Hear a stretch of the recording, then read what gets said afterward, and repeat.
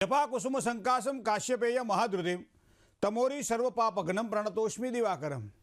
ભગવાન શ્રી સૂર્યનારાયણની વાત છે। આદિદેવ નમસ્કારમ હે કુર્વંતુ દિને દિને જન્માંતર સહસ્ત્રેષુ દારિદ્ર્યમ નોપજાયતે। જેની પૂજા કરવાથી એમ કહેવાય છે કે દરિદ્રતાનો નાશ થાય, જેના મંત્ર જાપ કરવાથી એક નવી ઉર્જા ઉત્પન્ન થાય છે। અને એટલા માટે કદાચ ગ્રહોના રાજાના પ્રમાણમાં આપણે સૂર્યને માનીએ છીએ। તો એવા ભગવાન શ્રી સૂર્યનારાયણ ઉત્તરાયણમાં પ્રવેશ કરે એટલે આપણે એને ઉત્તરાયણ કહીએ છીએ। મકર રાશિમાં પ્રવેશ કરે એટલે આપણે મકર સંક્રાંતિ કહીએ છીએ। તો મિત્રો ક્ષણમાસે ઉત્તરાયણ 6 મહિના ઉત્તરાયણ ચાલે। મતલબ કે જ્યારે પણ મકર રાશિમાં સૂર્યનું પરિભ્રમણ શરૂ થાય ત્યારથી માંડી અને મિથુન રાશિમાં જ્યાં સુધી સૂર્ય ચાલે ત્યારે આ 6 મહિનાના યોગને આપણે ઉત્તરાયણ કહીએ છીએ। અને ત્યારબાદ કર્ક રાશિમાં સૂર્યનારાયણ પ્રવેશ કરે અને ત્યારબાદ છેક કુંભ રાશિ ભાઈ આપણે કે ધન રાશિ સુધી જાય ત્યાં સુધી એને આપણે દક્ષિણાયન કહીએ છીએ। મહાભારતને વાંચીએ તો ખબર પડે આપણને કે ભીષ્મ પિતામહને એક મૃત્યુનું વરદાન હતું કે ઈચ્છે ત્યારે જ મેનું મૃત્યુ થાય, અને એવા સમયે એમને પણ ઉત્તરાયણ પસંદ કર્યું હતું। એમાં મારા તમારા ભાગ્યમાં લખાયેલું એવું સુંદર મજાના આ યુગો અત્યારે ચાલી રહ્યા છે, કારણ કે મહાકુંભ પણ ચાલી રહ્યો છે અને એનું પણ મહત્ત્વ સૂર્ય સંક્રાંતિના આધારે આપણને જોવા મળે છે। તો એમ કહેવાય છે કુંભનું સ્નાન કરવાથી દરેક પ્રકારની દરિદ્રતાનો નાશ થાય છે, પૂર્વજો રાજી થાય છે અને તેમજ આપણા પુણ્યની વૃદ્ધિ થાય છે।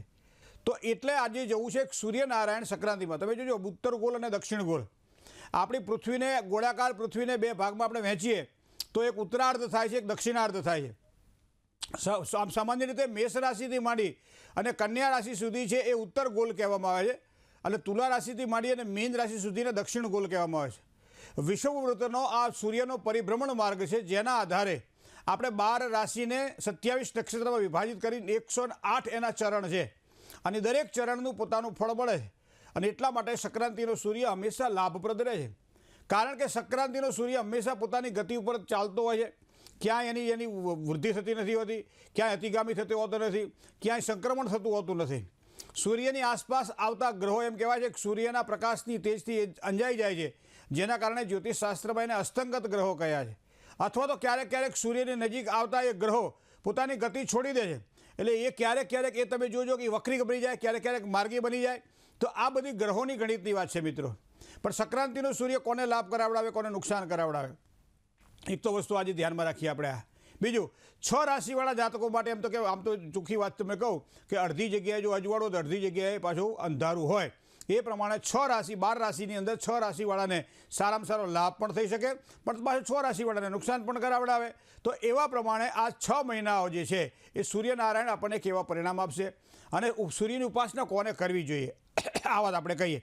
તો પહેલાં તો આપણે વિચાર કરીએ કે ઉત્તરાયણની વાત કરીએ તો મકર રાશિમાં સૂર્યનો પ્રવેશ મતલબ મકર સંક્રાંતિ થઈ। હવે અહીંયા તમે સૂર્ય જુઓ, સૂર્ય કહ્યું આપણે રાજા છે, અને શનિ એટલે મકર રાશિ શનિની છે। આમ તો સૂર્યની રાશિ એટલે કે સિંહ રાશિ અને મકરની રાશિ શનિની રાશિ એટલે મકર રાશિ બંનેને લાભ નથી, કારણ કે સિંહ, કન્યા, તુલા, વૃશ્ચિક, ધન, મકર બરાબર 67 થાય। સાથે સાથે સૂર્ય જે છે એને શનિ સાથે બનતું હોતું નથી, પણ છતાંય પદવીની દ્રષ્ટિએ જો જોવા જઈએ તો શનિ છે ને એ ન્યાયાધીશ છે, જેને આપણે જજ કહીએ છીએ। તો એનો મતલબ એવો થાય કે આ રાજા એ જજના ઘરે જાય છે, એનો મતલબ કે રાજા એ ન્યાયાધીશના ઘરે જાય છે। તો ન્યાયાધીશના ઘરે જ્યારે રાજા જાય ત્યારે કંઈ કામ હોય તો જતો હોય, અથવા તો કોઈ જેને કહેવાય ખાસ કોઈ હોય ત્યારે જતા હોય। તો એવા સમયે આપણે આ ગ્રહમંડળની દ્રષ્ટિએ વિચાર કરીએ તો આ સૂર્ય એટલે જગતનો તાત એટલે રાજા છે, અને એ જાય છે કોના ઘરે? ન્યાયાધીશના ઘરે। તો આ ન્યાયાધીશના ઘરે જ્યારે જાય ત્યારે ઘણી વખત કેવું છે કરેલા કર્મના બદલા દેવાતો પડે છે। શનિ હંમેશા ન્યાયનો કારક ગ્રહ માનવામાં આવે, જે પ્રમાણે સારું કરીએ તો સારા પરિણામ મળે, ખરાબ કરીએ તો ખરાબ પરિણામ મળે। તો આ પ્રમાણે સંક્રાંતિના આ સૂર્યને જો ધ્યાનમાં રાખવામાં આવે તો આ આપણે મેષ રાશિ જોઈએ, કારણ કે પહેલી રાશિ હંમેશા મેષ જોઈએ। હવે મેષ રાશિમાં તમે જાઓ તો એ મકર રાશિ એટલે 10મી રાશિ થઈ। એ પ્રમાણે ક્રમશઃ રાશિ ઘટતી જાય, મકર પછી ધન આવે, ધન પછી વૃશ્ચિક આવે, વૃશ્ચિક પછી આવે અલગ અલગ પ્રકારે આ પ્રમાણે નીચે રાશિ ઘસી જાય, અને એમ કરતાં કરતાં સૂર્યનું સંક્રાંતિ પરિભ્રમણ જે પાછું ધન રાશિમાં આવી જાય। તો આ 12 પ્રકારે જોઈએ તો 12 રાશિની વાત આપણે 12 મહિનાની અંદર વિચારી શકીએ છીએ।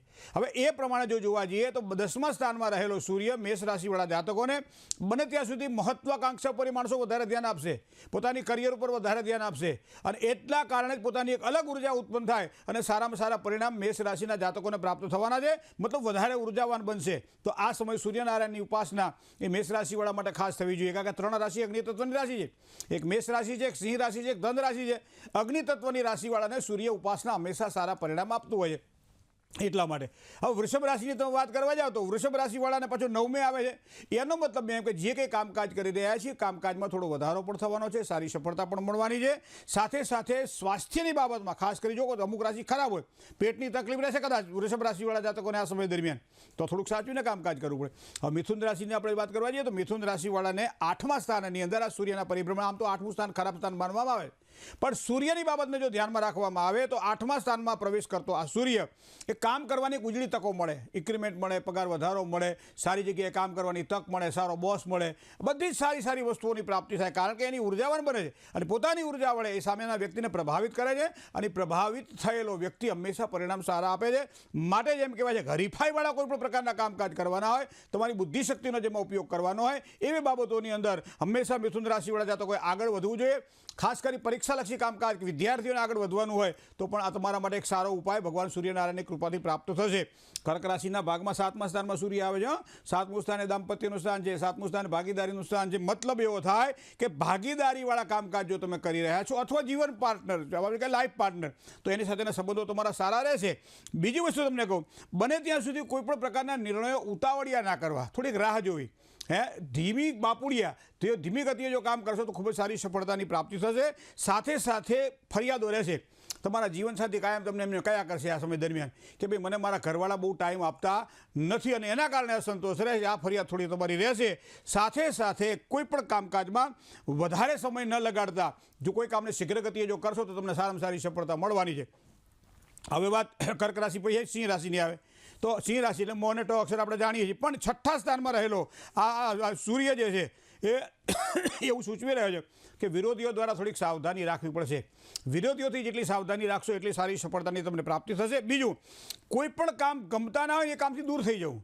ન ગમતા હોય તો કરવા પડે, ક્યારેક ક્યારેક જવાબદારી હોય, ક્યારેક ક્યારેક ઉપરી અધિકારી વર્ગને સારા રાજી રાખવાના હોય અને એના કારણે મતિ આપણી બગડે અને એના કારણે ગતિ ના આવે તો સૂર્યનારાયણ માટે તો નકામું કહેવાય. તો સિંહ રાશિવાળા જાતકોએ આ બાબતનું ધ્યાનમાં રાખવું પડશે. કન્યા રાશિવાળાને 5મા સ્થાનમાં સૂર્યનું આ ગોચર પરિભ્રમણ કેવા પરિણામ આપશે એની જો વાત કરવામાં આવે તો ભાગ્ય ચમકાવવા માટે એક સારામાં સારો મોકો આ સમય દરમિયાન તમને પ્રાપ્ત થશે. મતલબ કન્યા રાશિવાળા જાતકોને ભાગ્ય ચમકાવવાનો સારો મોકો મળશે. લવ લાઈફ હશે તો સારી જશે. સાથે સાથે એમ કહેવાય છે કે તમારા સંતાનો જે છે ને એવા સારા થશે કે જેના કારણે તમને ગર્વ થાય કે ભાઈ આ મારો છોકરો છે, આ મારી છોડી છે, ખૂબ સારું એને કામ કર્યું છે, કારણ કે સૂર્યનારાયણ આવી કંઈ કૃપા કરવાના છે, વધારે ઉર્જાવાન બનાવવાના છે. તુલા રાશિવાળાને પાછો 4થા સ્થાનમાં એટલે હૃદયના સ્થાનમાં પરિભ્રમણ થશે. તો તુલા રાશિવાળા જાતકોને ખાસ જો વાત કરે તો વધારે સમય પરિવારમાં માતાની પાછળ કાઢો. માતાની પાસે જો તમને કોઈ 1-1.5 મહિનો માતાની પાસે તમે રહો ને, માતાની પાસે વધારે બેસો, માતાને વધારે સાંભળો, માતાનું કહ્યું કરો, માતા આનંદમાં રહે એવો વ્યવહાર કરો. બરાબર, ખૂબ તમારા માટે સારું. ઘણી વખત બહારના દેવો તો આપણા ઉપર ઉપકાર કરતા જ હોય છે, પણ ઘરના ઉંબરાના દેવો પણ રાજી રાખવા જરૂરી હોય છે મિત્રો. તો આવા સમયે માતાના આશીર્વાદ જો આ સમય દરમિયાન તમને મળે ને તો બધા જ આશીર્વાદ તમને ફળીભૂત થશે, પ્રાપ્ત કરાવડાવશે. સાથે સાથે કોઈ પણ સંપત્તિને લગતા રોકાણ કરવાના હશે તો એમ કહેવાય છે કે તુલા રાશિવાળા જાતકોને આ સમય દરમિયાન લાભની સંભાવનાઓ પ્રબળ બને છે. વૃશ્ચિક રાશિને જો 3જા સ્થાનમાં પરિભ્રમણ કરતો આ સૂર્ય કેવા પરિણામ આપશે તો સામાજિક કામકાજમાં લાભ થાય. પરિવારની અંદર જે કામ કરીએ બરાબર, પણ સામાજિક કામકાજ એટલે કે જે કામકાજ સમાજ માટે કરવાનું હોય, પરિવાર માટે કરવાનું હોય, કુટુંબ માટે કરવાનું હોય, સારા લાભની પ્રાપ્તિ થાય. સંપત્તિ માટે રોકાણ માટે પણ એમ કહેવાય છે કે સમય સારો છે. તો આ પ્રમાણે લગ્ન જીવનની અંદર થોડીક તકલીફ રહેશે અને શ્વાસ વિષયક તકલીફ જેને કે ફેફસા હોય કે લીવર કે એને લગતા થોડાક સામાન્ય પ્રશ્નો કદાચ આ સમય દરમિયાન તમને જોવા મળે, કારણ કે સૂર્યનારાયણના અમુક સમયે આશીર્વાદ ઓછા મળતા હોય ત્યારે આ વસ્તુ બનતી હોય છે. કારણ કે ઘરના બધા જ કમરાઓની અંદર કે સૂર્યપ્રકાશ મળે એવું જરૂરી નથી, પણ એ પ્રકાશ કદાચ ઓછો થોડો હોય તો એવું પરિણામ મળે. પણ હવે જો ધનરાશિની વાત કરો તો બીજા સ્થાનમાં સૂર્યનારાયણનું પરિભ્રમણ તમારે આ સમય દરમિયાન શરૂ થઈ રહ્યું છે અને એના કારણે ધનરાશિવાળા જાતકોનું જો ધ્યાન રાખવામાં આવે તમારા સકારાત્મક નિર્ણયો તમારા પરિવારમાં ક્યાંક નવી ઉર્જા ઉત્પન્ન કરશે અને એના કારણે હંમેશા સારું વિચારજો, સાચું વિચારજો, બીજાના માટે વિચારજો. પરોપકારાય વહંતિ નદ્યા પરોપકાર દુજંતિ ગાય. તમારા માટે નહીં, બીજા માટે વિચારજો, પરિવાર માટે વિચારજો. જો ખૂબ જ સારા સફળ પરિણામ. જે વસ્તુ પોતાને બનાવતા સારામાં સારી આવડતી હોય એ સામેવાળાને પીરસો, સામેવાળો જે ધરીને જમે તો સમજી લેવાનું આપણું કર્યું કામનું છે. એ જ પ્રમાણે પોતાના ઉચ્ચ વિચારો બીજાને આપણે પીરસીએ તો સારામાં સારી સફળતા મળશે. પારિવારિક જીવનની અંદર સકારાત્મક એક સારો બદલાવ પણ મળશે. પણ હા, આ સમય દરમિયાન વાણી એ થોડી કઠોર બને. હવે આ શક્યતાઓ સામાન્ય દેખાઈ રહી છે. મકર રાશિવાળાને તો દેહભાવમાં આ સૂર્યનું પરિભ્રમણ છે, એનો મતલબ એવો થાય ભાગ્યોદય માટે સારો, સરકારી કામકાજ કરવા માટે સારો લાભ મળે અથવા તો સારામાં સારા પરિણામ મળે. કુંભ રાશિની જો વાત કરીએ આપણે તો 12મું સ્થાન વ્યય સ્થાન છે. 12મા સ્થાનમાં રહેલા સંક્રાંતિના સૂર્યના પરિભ્રમણના માર્ગને ધ્યાનમાં રાખીએ તો બહાર જવાની તક મળે. બહાર જવું હોય, પરદેશ જવાનું હોય, વિદ્યા પ્રાપ્તિ માટે બહાર જવાનું હોય, કમાવા માટે બહાર જવાનું હોય તો સારી તકોની પ્રાપ્તિ થાય. ખર્ચ વધી શકે છે પણ રોકાણ કરવાનો પાછો સમય સારો છે. હવે મીન રાશિ તો છેલ્લી રાશિ છે ને, પણ મીન રાશિને સંક્રાંતિનો આ જે સૂર્ય છે ને એ એકાદશ સ્થાન કહેતા 11મા સ્થાનમાં પરિભ્રમણ કરી રહ્યો છે. લાભે થાય ને પ્રગતિએ થાય, બધી જ સારી વસ્તુઓ તમને પ્રાપ્ત થવાની છે. સાથે સાથે એમ કહેવાય છે કે કિસ્મત તમને સાથ આપશે. તમારી પોતાની કિસ્મત તમારો સાથ આપશે અને ભાગ્ય જ્યારે સાથ આપે ત્યારે ભાગ્યમ ફલતી સર્વત્ર ન વિદ્યા ન ચ પૌરુષમ, તો ભાગ્ય ખૂબ જ ફળદાયી બનશે. તો મેષથી માંડી અને મીન રાશિ સુધીના જાતકોને સંક્રાંતિનો સૂર્ય 6 મહિના દરમિયાન આવા બધા સારા નરસા પરિણામો આપણને પ્રદાન કરશે. જય ગણેશ.